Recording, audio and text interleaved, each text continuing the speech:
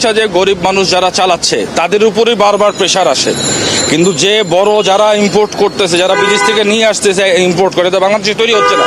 এই রিক্সার মেশিন অন্য কোথাও কোনো জিনিসে কাজে লাগে না। তো এই জিনিসটা ইম্পোর্ট বন্ধ করে দিলে তারাও পাবে না, তারাও চালাবে না। তখন গভর্নমেন্টের এত প্রেশার আসবে না, গরিব মানুষ যারা 70-80 হাজার 90 হাজার টাকা করে একটা রিক্সা কিনতেছে তাদেরও পেটে লাথি পড়বে না। তো ইম্পোর্ট বন্ধ করে দিলে অটোমেটিক এটা বন্ধ হয়ে যাবে। আর যদি ইম্পোর্ট বন্ধ করতে না পারে তাহলে তাদেরকে একটা লাইসেন্সের ব্যবস্থা করে দেখ। এটা তো গভর্নমেন্টের একটা রাজস্বের ব্যবস্থা হবে।